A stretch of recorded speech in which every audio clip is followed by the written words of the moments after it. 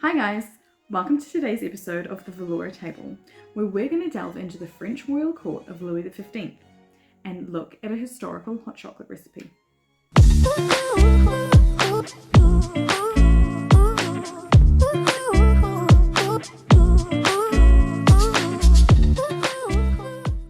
Recently I've been reading this book called The Sweet Life in Paris by David Lebouts, if I've pronounced his name right. And it's just a really nice book. My uncle gave it to me for Christmas. It's about David, his life in Paris. He's got recipes in there. It's just a nice, easy read. He has one chapter that is called Hot Chocolate to Die For. And it's briefly talking about kind of tourists when they come to Paris on the search for the best hot chocolate. He then talks a little bit about how cacao came into the royal court in France and how it was used. There are a couple of lines that really piqued my interest. The Marquis de Sade used hot chocolate to hide poison.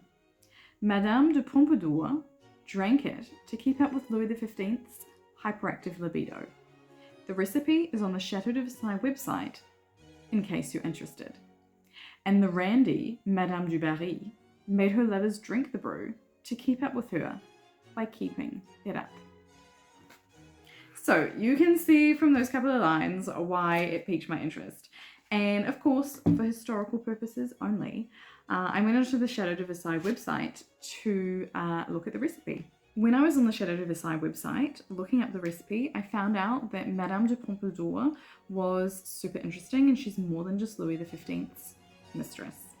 She met him in 1745, where else other than the Masquerade Ball, and he kind of fell in love with her. She, however, was not from an aristocratic background, so a couple of things had to happen in order for her to come to court and be his mistress.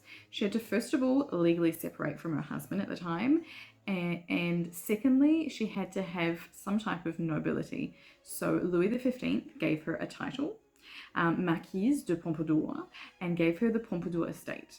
As you can see, the Pompadour estate is just amazing. It blows my mind how people back in the day just had estates and titles that they could just give away like this to people. Once she was in court, she had rooms above those of the king. They were connected by a secret little stairwell so that they could meet up for their rendezvous. She was his mistress for about a little over 5 years, and then when we got to the 1750s, she was no longer his mistress, but she was still a really good friend and confidant. She moved from the upstairs rooms to the downstairs floor of the Chateau de Versailles. And here she basically became the king's personal secretary. Anyone wanting to get to the king and get his favor, promotion, his ear, they all had to go through her first. As any good person in a position of power and favor, she made sure that the rest of her family also had the same. So her brother became the Director General of Royal Palaces. Because Louis XV was interested in art, just like she was, herself, her brother, and the king were able to put in place a variety of palace upgrades, a variety of new castles being built. There was a new wing added to the Fontainebleau castle. The École Militaire in Paris was started, among a variety of other things. Another thing that Madame de Pompadour had a hand in during her 20-year influence with the king was the porcelain factory in Sèvres. This allowed people like painters and sculptors to be able to hone their crafts. They became patronized by the king, which meant that they had royal aid and support in what they were doing. I guess this was kind of twofold because it allowed them not only to get better and become experts in their craft, but also mean that they could then use those skills on palaces, on castles, on things like the pottery that was used, the plates and the porcelain that was used in the castles. So it was a win-win for both sides. On the Chateau de Versailles website, it also gives us information about a couple of the things that Madame de Pompadour really enjoyed. So these things that she enjoyed are so typically French and so typically rich as well. So she enjoyed truffle soup, champagne, and chocolate.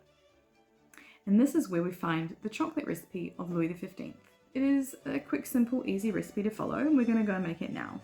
It should take kind of no longer than 15 minutes. So, on y va.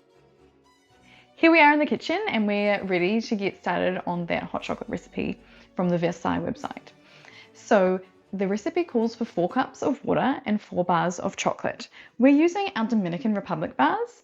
The recipe says 4 bars, it doesn't give any grams, and we don't know how many grams they used in the 1700s.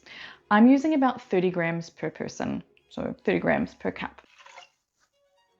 There's our water ready, and we're just gonna quickly chop up our bars of chocolate just so it melts a little bit faster. You don't need to be too picky, just get it a little bit smaller.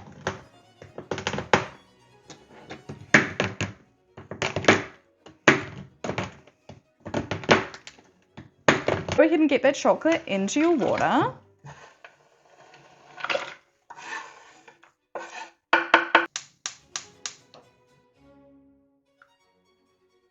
I've got my egg yolk ready. I'm just gonna poke it and just beat it a tiny little bit so it goes in nice and smooth. My chocolate has all melted in here. It's not too hot so that the egg yolk isn't gonna cook, but as soon as I get that egg yolk in, I'm gonna make sure I'm stirring it just to avoid any problems. We're going to let it cool before we put it in the fridge. The recipe says that it's best made a day in advance to let the flavors really soak in, and we're going to come back and reheat it tomorrow and have a little treat. Early the next morning. Right, today it's Saturday and we're ready for a little bit of morning tea. So we're going to reheat the hot chocolate that we did yesterday because we followed the recipe. We let it sit overnight. You can see that the layers have kind of separated out a little bit and kind of nice kind of froth on top of it.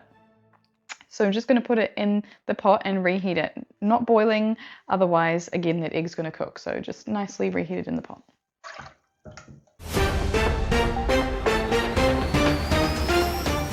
So we've got to 60 degrees, which is Roman's perfect temperature. So now we're just going to pour it in, and I'm using my favorite cup. I love this one. We bought it on holiday.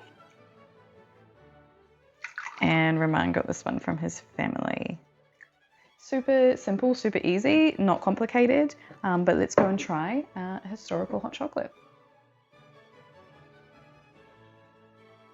Thanks so much for joining us today. Please like and subscribe to this video and comment below whether you made this quick, easy, historical hot chocolate recipe with any of your friends and family. We hope to see you again soon in another episode with more chocolate tales and chocolate adventures to come. See ya!